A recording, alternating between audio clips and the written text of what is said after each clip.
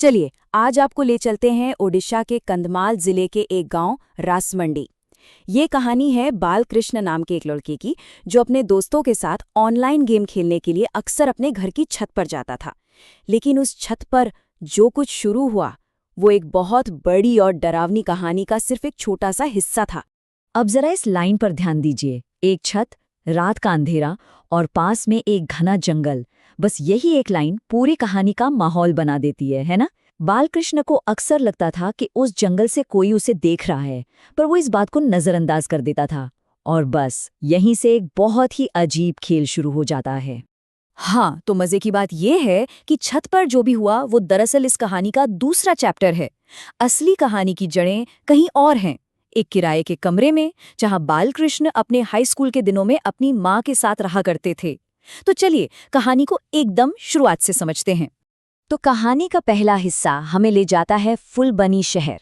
बालकृष्ण अपने स्कूल के दिनों में अपनी माँ के साथ यहाँ एक किराए के घर में रहते थे, और यहीं से उन अजीबो-गरीब घटनाओं का सिलसिला शुरू हुआ जो उनकी जिंदगी को हमेशा के लिए बदलने वाला था। तो हुआ ये कि ये घटनाएं धीरे धीरे बढ़ी, एकदम से कुछ नहीं हुआ। पहले तो बस एक धुंधला सा साया दिखा जिसे वहम मानकर भुलाया जा सकता था। फिर छत पर किसी के लाठी लेकर चलने की आवाजें आने लगी, और फिर मामला बहुत पर्सनल और डरावना हो गया जब बालकृष्ण ने अपने बिस्तर के ठीक बगल में किसी की मौजूदगी महसूस की। ये लाइन पढ़कर ही रोंगटे खड़े हो जाते हैं, है ना? जरा सोचिए, आधी रात को आपकी नींद खुले और आपको महसूस हो कि कोई अनदेखी शक्ति आपके इतने इतने करीब है। बालकृष्ण इतना डर गए कि जोर से चिल्ला पड़े। इस एक घटना के बाद तो जैसे घर में अजीब चीजों का होना आम हो गया। कभी रसोई में बर्तन गिर जाते तो कभी दरवाजे पर कोई दस्तक देता। जब पानी सिर से ऊपर जाने लगा तो बालकृष्ण की माँ ने आस पड़ोस में पूछताछ शुरू की, और तब जो सच सामने आया वो चौंकाने वाला था। उन्हें पता चला कि उनसे पहले जो परिवार वहां रहता था उसमें एक बुजुर्ग महिला की घर में अकेले में मौत हो गई थी, और जैसे ही उन्हें ये पता चला उन्होंने फौरन वो घर छोड़ने का फैसला कर लिया। तो परिवार फुलबनी के उस डरावने घर से निकलकर अपने गांव रासमंडी आ गया। उन्हें लगा कि चलो अब सब ठीक होगा, एक नई शुरुआत होगी। लेकिन उन्हें क्या पता था कि एक और डरावना चैप्टर उनका इंतजार कर रहा था। अब ये बहुत इंटरेस्टिंग है। देखिए कि कैसे दोनों जगहों के अनुभव बिल्कुल अलग थे। फुलबनी वाला एक्सपीरियंस बहुत तनाव भरा और डरावना था, और उसका सोर्स थी एक अकेली आत्मा। लेकिन रासमंडी में माहौल बिल्कुल अलग था। घर नया था, लेकिन उसकी लोकेशन ऐसी थी, जंगल और शमशान घाट के पास, कि यहाँ का अनुभव शांत होकर भी बहुत अजीब और डरावना था। गांव के नए घर में जो शांति मिली थी वो बस कुछ ही दिनों की मेहमान थी।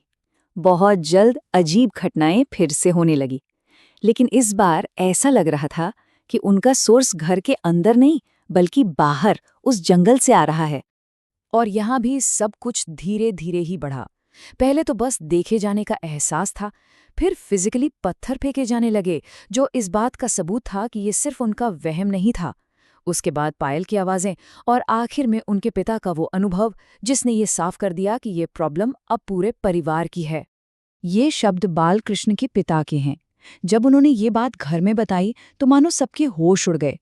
अब तक बालकृष्ण को शायद लगता होगा कि ये सब सिर्फ उनके साथ हो रहा है, लेकिन अब ये साफ था कि घर में जो भी शक्ति थी वो परिवार के दूसरे लोगों से भी कांटेक्ट कर रही थी। अब तो पूरा परिवार बुरी तरह डर चुका था। उन्होंने गांव के एक पुजारी से मदद मांगने का फैसला किया। साथ ही उन्होंने उन मजदूरों से भी बात की जिन्होंने उनका घर बनाया था, ये जानने के लिए कि क्या उन्हें काम करते वक्त कुछ अजीब महसूस हुआ था। और यहीं से एक बहुत ही दुखद कहानी की परतें खुलनी शुरू हुईं। और देखिए, ये बात इतनी पुख्ता इसलिए हो जाती है क्योंकि ये सिर्फ किसी एक इंसान का अनुभव नहीं था। पुजारी ने तो माँ बेटी की आत्माओं की पुष्टि की ही, पर जिन मजदूरों ने घर बनाया था उन्होंने भी एक एक करके वही बातें बताईं। किसी ने उन्हें पंखे से लटका देखा, किसी ने कोने में बैठे तो किसी ने पेड़ पर। और सबसे जरूरी बात ये थी कि सबने कहा कि वो आत्माएं भावहीन थीं, डरावनी नहीं। जब और गहरी छानबीन की गई तो इन आत्माओं के पीछे की दिल दहला देने वाली कहानी सामने आई। ये कहानी जुड़ी थी साल 2008 के कंधमाल दंगों से। एक माँ ने उन दंगों में अपनी बेटी को खो दिया था। वो बेचारी दुख में टूटकर किसी तरह अपने गांव भाग आई, लेकिन अपनी बेटी को खोने का सदमा बर्दाश्त नहीं कर सकी और उसने अपनी जान दे दी। तो अब जाकर सारी कड़ियां जुड़ चुकी थीं। घर में भटकने वाली वो आत्माएं कोई और नहीं बल्कि उसी माँ और बेटी की थीं जिनके साथ इतनी बड़ी ट्रेजेडी हुई थी। उनकी कहानी उस इलाके के एक स्याह इतिहास से जुड़ी हुई थी। अब ये पूरी सच्चाई जानने के बाद परिवार के सामने एक बहुत बड़ा सवाल था। अब क्या किया जाए? ये घर छोड़कर भी कहाँ जाएं? उन्हें कोई ऐसा रास्ता निकालना था जिससे वो इन अनदेखी ताकतों के साथ रह सके। ये था पुजारी का आखिरी फैसला। उन्होंने परिवार को तसल्ली दी कि ये आत्माएं उन्हें कोई नुकसान नहीं पहुंचाएंगी, वो बस वहीं रहेंगी। ये एक अजीब सी राहत थी। मतलब वो सेफ तो थे, लेकिन उन्हें ये भी मानना था कि वो अपने ही घर में कभी भी अकेले नहीं होंगे। और आखिर में बालकृष्ण और उनके परिवार ने इस अजीब सी शांति के साथ जीना सीख लिया। उन्होंने उस घर में उस माँ और बेटी की दुखद मौजूदगी को स्वीकार कर लिया। अजीब घटनाएं बंद हो गईं और परिवार ने भी उन आत्माओं को कभी परेशान नहीं किया जो बस अपने दुख में डूबी हुई थीं। बालकृष्ण की ये कहानी हमें एक बहुत गहरे सवाल पर सोचने के लिए मजबूर कर देती है।